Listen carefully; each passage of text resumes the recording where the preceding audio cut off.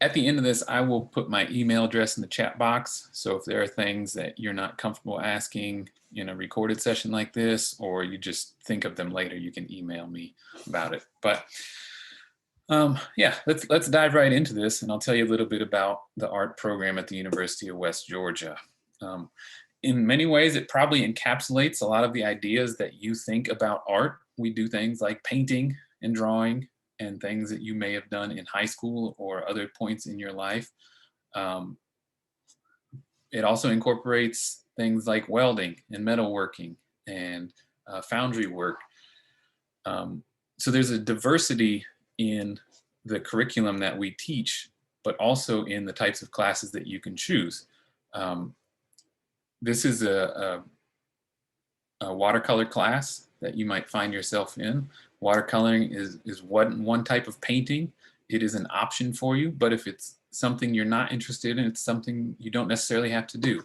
We have a wide range of classes, and some of them you have to take just to gain the experience. A lot of them you have the choice whether to take or not. This is an event that our art education program held. We're doing some community outreach and working with children. So we have an art education program. So if you're interested in being a pre-K through 12th grade art teacher, you can go through our program, get a studio art degree, and get your certification as an art teacher. So if that's something that interests you, for many of our students, it's a nice way to both study art in college and also walk out with a professional degree that in Georgia is pretty readily available. We've had really good placement rates with our art education students. What else about our program? Yeah, we go outside and paint. We take field trips. We are a very hands-on program. We are one where you're going to get messy, you're going to get dirty, and you're going to have a really good time doing it. You're going to work with technology, both old technology. So here's an example of some wood cut type for a letterpress, all the way to, and I'll show you some of the more current technology, but we've recently implemented 3D printing and scanning and plasma cutters, laser cutters. But we have 2 degrees that we offer, and this is maybe a starting point for a lot of you coming into this. We have a BA degree and a BFA degree. The BA degree is what every art student who comes in starts as. By default, when you declare your major as art, you are on the Bachelor's of Arts track. And what this is a general studio arts degree. All students in their first 2 years will go through this curriculum where you'll have what we call a foundations program, and you'll take drawing, both still life and figurative drawing. You'll take 2-dimensional design, 3-dimensional design, a couple of art history classes, and that's our foundations block. After that, so going into your sophomore year, your second year, you'll be taking what's called our secondary art core. And these are more specialized classes, but it still gives you a broad range overview of art. So you're going to take ceramics, you're going to take sculpture, you're going to take printmaking, you're going to take painting. And then if you're interested in being a photography major, which is the discipline that I primarily teach in, you would take a photography course. The degree is 120 credit hours, so it's a pretty standard amount of courses for a degree program at our university. You have the option between studio or art history. So if you were really interested in art history, you could focus your track on the art history BA. All of our degrees have a capstone process, and that's a 2-semester process you do in your senior year. And it's primarily, if you're in studio arts, you're developing a body of work in the first semester and having an exhibit in the second semester. For art history, you'd be doing a written thesis in your first and second semesters. So that's the BA degree. The BFA degree is very similar, except at a certain point, you can see here in the middle, it diverts a little bit and you choose a specialization. And this is where the majority of our students end up, because they take that secondary core block and they're like, whoa, I never knew printmaking could do that. I really want to do this for the rest of my life. Or they say, I learned how to weld. I want to make sculptures. I want to weld the rest. What's better than this? Or I want to work with molten metal. What's better than this? What, you know, we put you through these classes so you experience and discover things about yourself that you never knew were there. But at a certain point, you could decide, hey, I'm going to do this. Maybe it's graphic design. Maybe it's photography. And now you're on this track and you have all of these specialized classes. So this is a specialized professional degree in a concentration. It's 126 credit hours, 2 more classes basically than a BA degree. So graduation timeline is approximately the same, but you take a lot more concentration electives, so specializations in those areas, so you can really become an expert in whatever the field is by the time you graduate. And that also has that capstone process at the end. Scholarships, we have had a lot of money for scholarships over the years. This fluctuates year to year depending on a number of factors, but generally we have thousands of dollars that we're trying to give away. And this is not maybe the types of scholarships you guys are looking at right now for incoming students, but this is for students who are already art majors. So once you're in our program, you're eligible to apply for these, and you can apply every single year for them. And chances are you're going to get something. Part of that is a number of students don't apply, and so there's money sitting on the table that we need to give away. And B, there's just a number of different scholarships that we give out to students. Most of them are open to anybody. They're merit-based, meaning that if you're a good student, then you can get some money.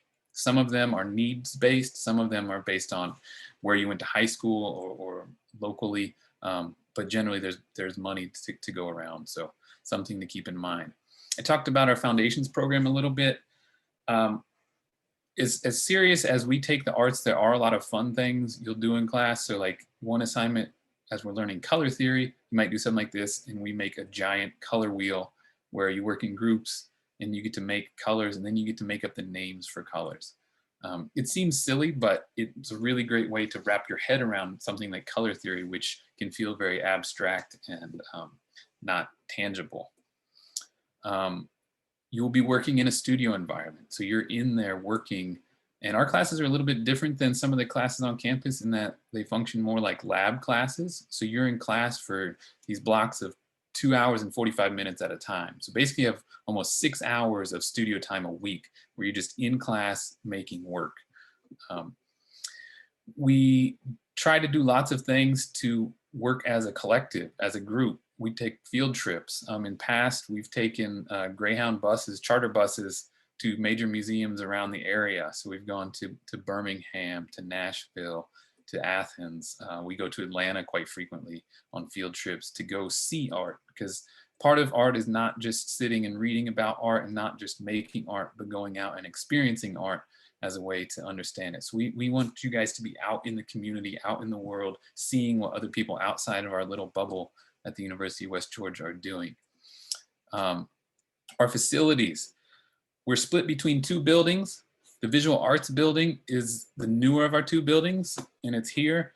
It's this beautiful place that houses printmaking, sculpture, ceramics, as well as our 3D design classes. So here's our wood shop. We have one of the best wood shops in the state, probably in the Southeast.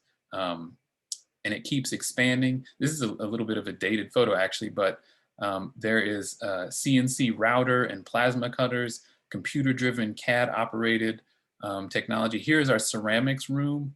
We have a really large ceramics facility. We have a number of electric kilns and gas kilns. We have what's called an anagama kiln, which is a Japanese wood-fired kiln, which students do every year. I'll have some pictures of that in a minute. This is our metal shop. Again, I was talking about learning to weld. You're gonna learn how to use torches, use MIG welders, you name it, it's there for you, and you're gonna learn it, and you're gonna be comfortable, and you're gonna be confident in it, and it may be something you never thought you'd do, but you're gonna go home, and you're gonna talk to Grandpa or Papa, and you're gonna, hey Papa, I learned how to weld. And he's gonna go, what? I thought you were studying art. And you say, yeah. You want me to go fix your truck? And he's gonna say, okay. And you're gonna, maybe you won't fix the truck, but you know how to weld. You're gonna learn skills that you might have never imagined that you're gonna learn, and it's gonna be awesome. So yeah, let's see, here's our foundry. We have an iron pour every year. I'll show you some pictures of, but we also pour bronze. So if you wanted to make a bronze sculpture, you can learn how to do that. Here is our print shop. So we do all kinds of printmaking processes, aquatint, intaglio, letterpress, you name it, screen printing. I know a lot of you guys get interested in screen printing or silk screening as it's colloquially known. Extracurricular, it's almost nonstop extracurricular in our program. We have an event, Art and Send, Print Big, Carve on the Quad. Let me just skip the names and show you some pictures. Carve on the Quad is an annual event that we do in conjunction with the community, where we just buy pallets and pallets of pumpkins. Our students come and pick one, and you get to spend a day outside carving. And then there's a competition that we usually have a judge. Sometimes it's a member of the community, maybe it's the president of the university, and it's right around Halloween. Sometimes it coincides with Safe Treat on campus. Some of you from the region might have participated in that. And you know, it's just something outside of class to exercise your creative talent. AIGA is the professional graphic design organization. So we encourage our students to join professional organizations outside of the university. So you start to develop a network of people that will help you as you progress in your careers. Art and Send is this event that we have traditionally in the fall, every fall, and it starts, well, two major events. One is an iron pour. So here's students making sand molds that are going to be carved and later filled with molten metal, iron. And so there's this iron pour, which is a magical thing to see, you know, a chunk of iron turned into liquid and then poured into a mold and then become a new thing altogether. And this is something you can participate in. This isn't just a spectator sport. This is something that you can be as involved in as you want. And it's outside of class. It's not just like we're doing this class. It'll be at night around Halloween. And the Onigami kiln, which I mentioned, the wood-fired kiln. Here's that glowing thing in the background. Here's our ceramics professor, Dave Collins, opening the hatch where students are going to chuck in wood for a 24-hour period. So in non-COVID times, students would kind of hang out on this kiln pad for a day, bring crock pots, bring music, have a dance party, but be responsible for maintaining the temperature of this thing that's filled with the whole department's ceramic pieces, and they need to keep it at a certain temperature. So we have this experiential learning practice where you're just like doing, having a lot of fun, but in the process learning tons and tons of things. We have drawing marathons where maybe we'll have like an all-day drawing session. Encaustics workshop, learning how to do paintings with a wax process. Here's our letterpress workshop. We bring in visiting artists who will either just come and work alongside you or do lectures and do workshops. Yeah, here's from a cyanotype workshop a number of years ago where we had Terry Dilling, an Atlanta artist, come in and talk about her process and do it with the students. Uh-oh. I think my computer's froze up here a little bit. Let's see. Well.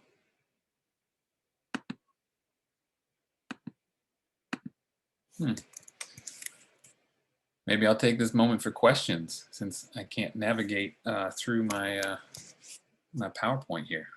Make any questions?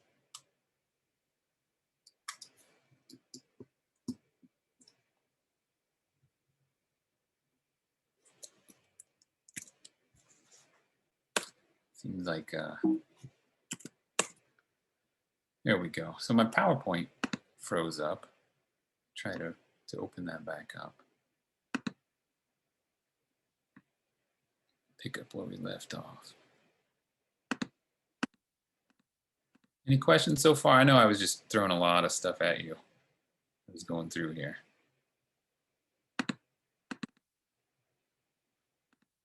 Don't be shy now.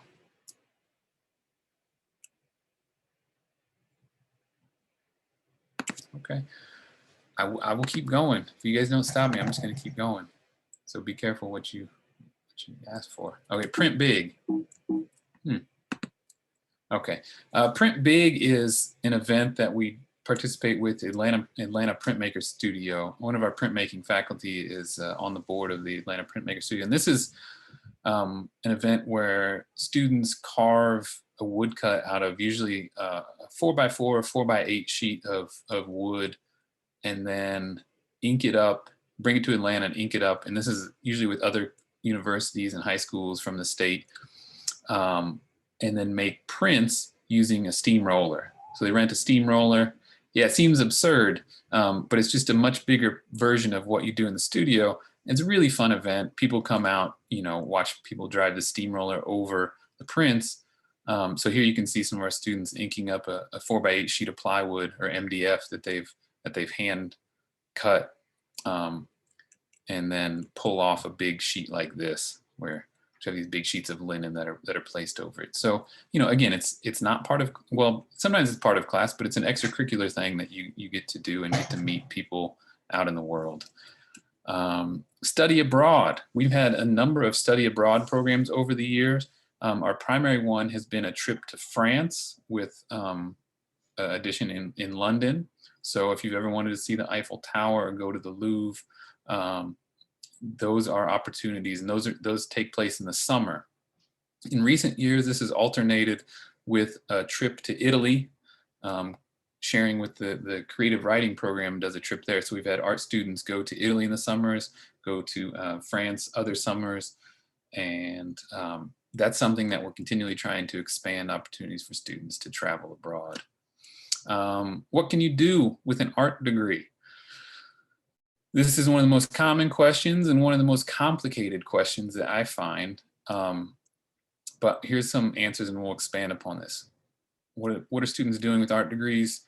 Students are working at all kinds of places, from communications companies to independent presses to companies like Southwire in Carrollton. I have a student in class this semester who's also working part-time as a photographer and designer at Southwire in addition to taking my classes. And it's not just an internship, he got a job there. Students that work at Tanner Medical Facility. There's a lot of places that need creative people who you might never think of needing them. But any company that's relatively large needs creative people on their staff to do a variety of things. Even our own university has a lot of creative people working in jobs that might go unnoticed. You can see on here a lot of schools and school districts listed. We have a lot of students who are art teachers in the region because they've got an art education degree from our program. We have students who are active professional artists, and they're exhibiting their works throughout the region and throughout the nation.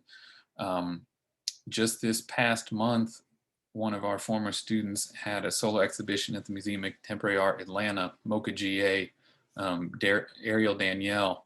And that show just came down last week, but our students are out there active, working after they finish their degree at the University of West Georgia. We have students doing internships all the time, all across the state. Sometimes students do them out of state. This is just a short list, and it's continually growing this because every semester students are finding new internships. We have students who are publishing their work, right? Depending on the type of work you make, might have your work published in a book or a magazine. We have students who go on from our programs to attend graduate school. So if you're eventually interested in a master's degree in art, we've had students go to all of these universities, and this is probably a little bit dated list, but one of my former students is at Indiana University, entering her second year in their MFA program right now. I know we have students at the University of Florida right now, but we've had a lot of success with our students going out and doing whatever they desire. So that's my last slide. Let me stop sharing this before my computer explodes again and open it up for those of you with questions. You can put them in the chat box or turn your mic on. All right, so we got one here. It says, I want to I want to major in sculpture when I attend in the fall and want to know a little more about the sculpture program. Sure. Sculpture is, well, I just say we have one of the best sculpture facilities in the state, or in the Southeast. Sculpture is a diverse field like most of our fields, but we have students who come into it and go in all different directions. We have students who focus on working in metals, students who focus on working in woods, students in mixed media. We even have sculpture students sometimes end up making video. It's one thing I'll emphasize is that our program is very interdisciplinary. So sometimes people choose concentrations and end up making work in media from other concentrations. Was there something specific I can help you with in sculpture?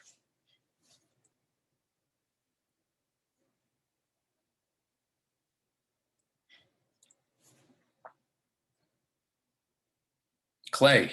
So our clay, yeah. So clay is largely in our ceramics, but not exclusively. Our ceramics kind of falls into two categories. Our ceramics faculty may disagree with me somewhat on this, but you have sculptural ceramics and you have functional ceramics. So whether you're making pottery or you're making something that's more sculptural, like a figurative body. And that's where a lot of our students tend to end up, is making sculptural work out of clay, out of different earthenware bodies. But there's a lot of crossover, and just because you choose one discipline doesn't mean you're not working with the faculty from another discipline. So we have this capstone process in your senior year. You choose a committee that you choose the faculty members to work with. And I've been on a couple of sculpture and ceramics ones, and usually there's a crossover between faculty from sculpture and ceramics working together. Let's see, another school I was accepted to has a major with a focus on illustration and explores graphic design, computer animation, and storyboarding.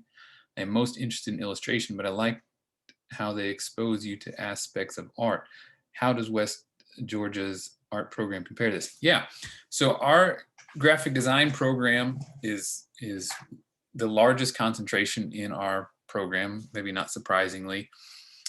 In some ways, it's rooted in a traditional type-based exploration of graphic design, but with a lot of emphasis on current technologies. And because you are in a BFA program, you are taking classes that will relate to other areas of art. So currently we offer 2 illustration courses. They're Intro to Illustration and Intro to Medical Illustration. So those can be taken as electives. What else is part of animation? We do not have an animation program, but I teach a stop motion animation course. Last summer was the first time I taught that, and that will hopefully be a reoccurring thing. We just invested in some animation software and an animation stand for stop motion animation. And I'll tell you this, whatever your interest is, one of our faculty probably has experience in it, and we are supportive of that. So I've had students, like I said, my primary discipline is photography. I've had students come into my classes who have made animations for their final project, and that was it. And I supported them in that because that's what they wanted to do. So if you were interested in some kind of cross-discipline practice of graphic design, animation, illustration, it can fit within your classes. Jayla likes clay sculpture. That's awesome. You guys are funny, like already bonding over chat. What else?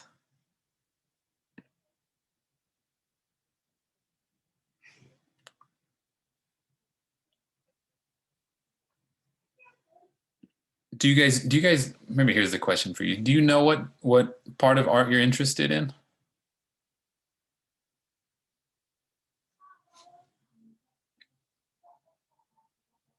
And I ask this question because I find a lot of students come they know they're creative people and they know they're interested in art, but really haven't necessarily been in an environment where everything is a possibility. And then sometimes everything being a possibility is overwhelming and you can't wrap your head around what it means to be a printmaker or what it means to be a graphic designer.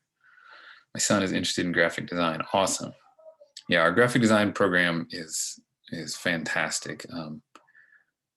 We've had a lot of students go on to some really successful jobs through our graphic design program. And we bring them back as alumni speakers. You know, just offhand, one of my former favorite students works for Home Depot now as a graphic designer. She's works in the corporate office, which doesn't sound very glamorous, but it's a really great job. She designs all of the internal documents. So imagine if you work for a big corporation, all the kinds of documents that you get that get sent out to all the stores, she designs all of that stuff. She has a team of people, and walked right into that job right out of school. I'm interested in sculpture dealing with clay. I also got excited when we were talking about stop motion. And there you go. So stop motion, claymation. If you like working with clay, you make stuff out of clay, you make an animation, you're all set. And I'm not joking. Like when I taught the course in stop motion, I told the student, they said, you bring in whatever part of art you're interested in. If you really like to draw, we're going to make animations with drawing. If you really like to work 3D, we're going to find the media in 3D that you like working with. And this is to expand your practice. And that's how a lot of our classes are. Whatever you're interested in, we're going to teach you something that complements that discipline to expand you and make you a more well-rounded practitioner in that area. Yeah, as you can see, I get excited about this stuff. I think our program is one of the most exciting and dynamic programs on campus. And a large part of it is how much time we spend together and what we're doing in that time together, because our students are making, and they're making things that they want to make, and they're making things that they care about, and they're sharing it with their peers continually. And so just almost inevitably through that process, you develop a close bond with your professors and the people that you're studying with.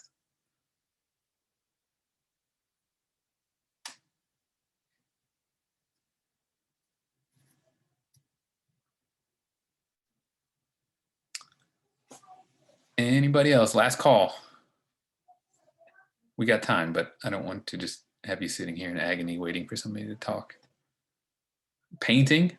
Awesome. I haven't talked about painting at all, really, other than that we have a watercolor class. Our painting faculty, well, if you were in the college meeting earlier, Clint Samples, who's one of our associate deans, is also on our painting faculty. He teaches watercolor, so you'll have seen him. But our painting program, I'm a little envious of. I was just in a meeting yesterday with a student who's getting ready to go into her senior year in painting, and the things that she was bringing in were kind of blowing my mind as to that this is somebody who's still in college doing this. And I think that the faculty in there, they really put you through the ringer, I have to say, in terms of pushing you to become a good painter. And it can be frustrating for some students because it is such a complex medium that I think maybe many of us are unexposed to. You know, we've all painted things from kindergarten on upward, but to really learn the process and the ins and out of what it means to be a good painter is a long process that requires a lot of work. But the students that I've seen coming out of our painting, like I just mentioned, Ariel Danielle, who had a show at the Museum of Contemporary Art in Georgia. She just graduated 3 years ago now, and she was chosen as a working. She had a working artist grant through that museum, and for a year was paid to make work and had a studio assistant, and now had a solo show.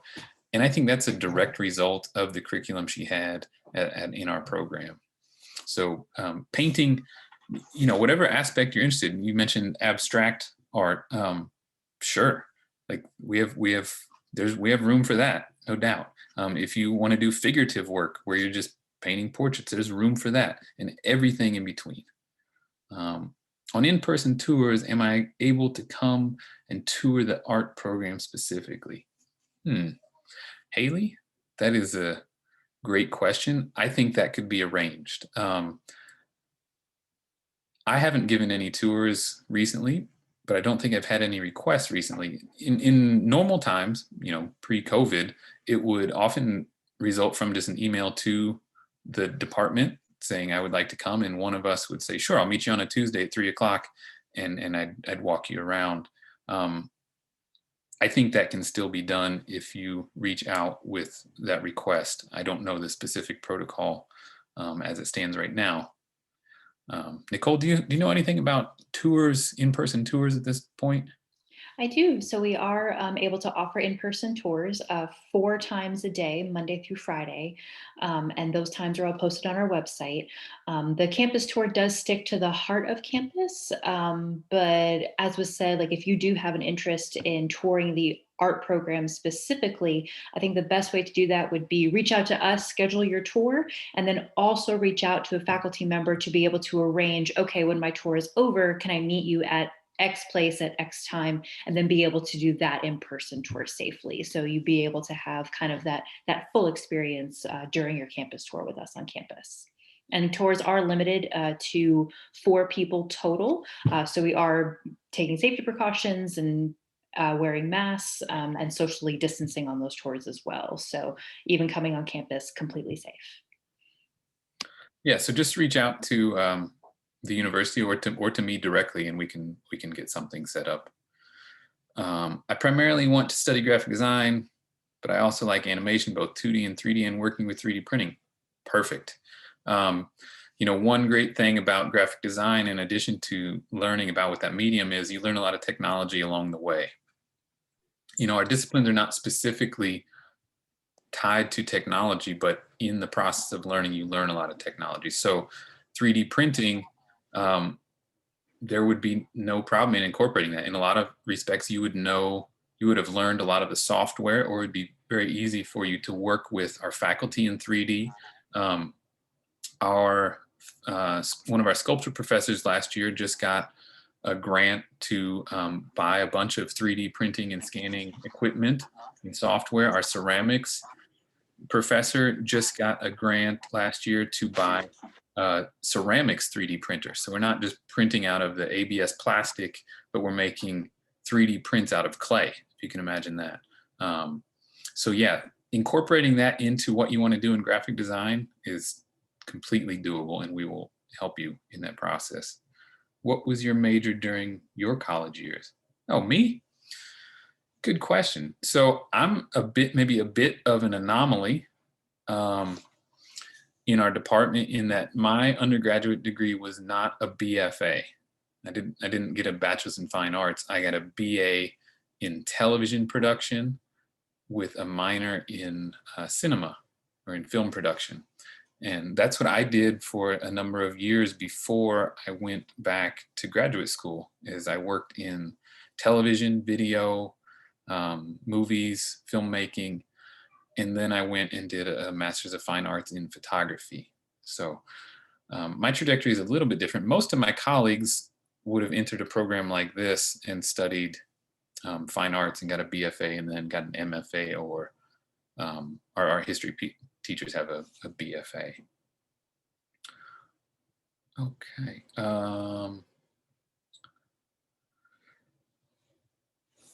So yeah, some concerns possibly about COVID in the fall. It's certainly on the forefront of all of our minds. I'll tell you how things are working right now. In that, um, the university is functioning much more normally than it was last semester. So this spring, um, we're seeing our students a lot more. We've developed a lot of protocol to minimize risk to as many people as possible, um, by working in larger spaces, um, if we can't work in a larger space, limiting the number of people in a space. Some of it's very specific to programs. I know, well, since you're all interested in art, I'll talk about what art is doing. Um, we're fortunate to have a number of large spaces, but for most of us, we're dividing our classes in half. So it's like normally you'd come into a studio and you'd share a table with somebody. Now you have your own table, and your table is 8 feet away from the next table, or whatever the scenario. Or my classroom in photography, I have 20 computers in there, but this semester I limited it to 7 students in there at a time, so everybody has lots of space. Cleaning protocols still in effect. So things are a little different, but they're much more back to normal than they were in the fall. This coming fall, I anticipate that we'll make even greater strides towards that. I don't think there's been any official notice of exactly how it operates. It's a case-by-case basis, but given that people are becoming vaccinated, we just got an email last week about vaccinations on campus will be starting. Well, we don't know when they'll be starting, but that they've started collecting information on the demand for it so that faculty and staff can start getting vaccinated as soon as the state makes it available. I think that will change a lot of procedures on campus. And it should be a very functional situation by the fall. I think we're doing an excellent job this semester. I was, just before we got on the meeting, I was talking with Nicole about classes and talking about how much things have improved from last spring to the fall to this spring. Everybody has learned so much and knows how to make this the most of this situation in terms of education. And I think if you ask our students in classes this semester, they're generally having a really good experience. So I can only see good things. I can only see things improving for the fall. Whether it will be just, I don't think it will be the open carefree days of a year and a half ago, but I think it should be much more like a traditional college experience.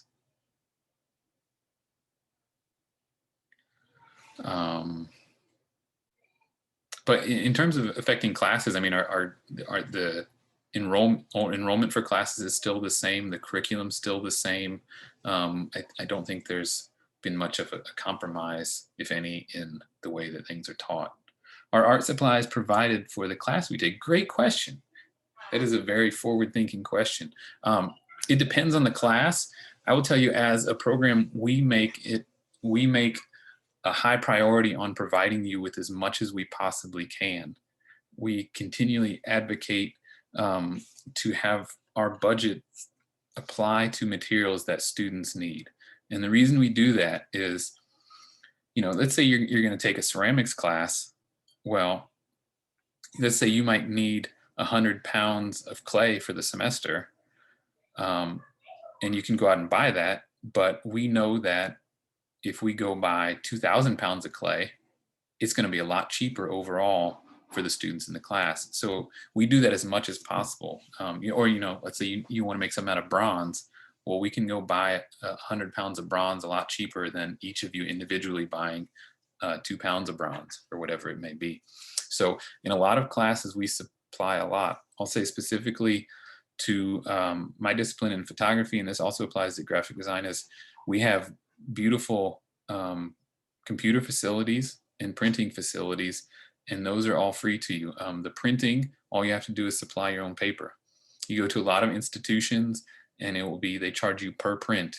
You come in and you say, okay, here's $1.50 for the print, and you print it. Here you come in, you spend your $13 on a pack of paper and you can make your 50 prints for free. We try to give you as much as possible because we know that helps to expand what you will do. We don't want to inhibit your creative process by the expenditures that you have to go through. Now, I will say we're making things, so there is a cost involved. So sometimes you might get really into oil painting, and then you go to the store because you need some oil paints, and you realize oil paints can be really expensive. So I don't want to give the illusion that, hey, everything's free, just come on by and we'll give you stuff. But we do try to provide as much as possible, especially for things that maybe it's just trying something out. You don't need to invest a lot in order to experience this one thing.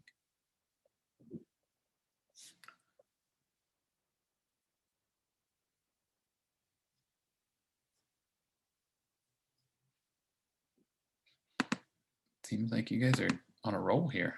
I like it. I'm going to put my email address in the box here, so you can get a hold of me if you need anything. I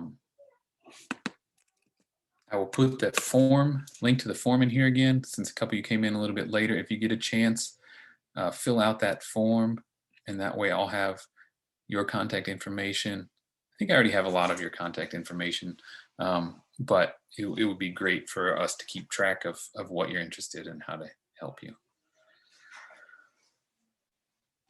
And there's Nicole's information.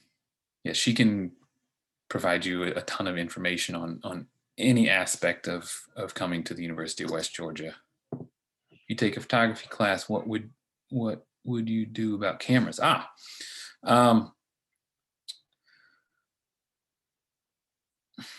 It's a tricky question. It's a really tricky question. If you want to be a photography concentration, so that's your major, I would strongly encourage you to figure out a way to purchase a camera. I always work with students on whatever their budget is. So students always ask me, what camera should I buy? And it's a really hard question. I usually say first, what is your budget? And then we can figure out the best camera within that budget. We do have some cameras that we loan out to students, but I've tried to emphasize to all of our students that as an artist, a camera is one of the most beneficial tools that you can have. So even if you are a ceramicist and you're making things out of clay, the primary way that people in the world are going to see your work is online and is on your website. And we teach you how to document your work. And if you have your camera, you can document your work and you can put it on the website and it can look good. So my hope always is that art students can at some point purchase a camera. I understand everybody's financial situation is different and at different times it changes. So we do have some cameras available. We never want students to drop a class because they can't afford something related to that class. So we try to help you as much as possible. And if you guys have camera questions, I don't mind geeking out on cameras, but we can do it through email. If you just reach out to me, I'm happy to. Every semester I get students who ask me about the question about cameras, and they say, send me links to the things that you're looking at, and I'll tell you what I think about it, whether it's on eBay or Craigslist or from a new camera. And that applies to you guys. If you want to send me stuff about cameras, I'll look at them and tell you what I think.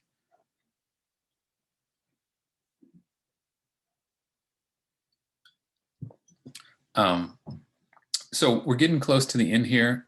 There are individual meetings that you can sign up for starting right after this at 3 o'clock through the Visit Days website.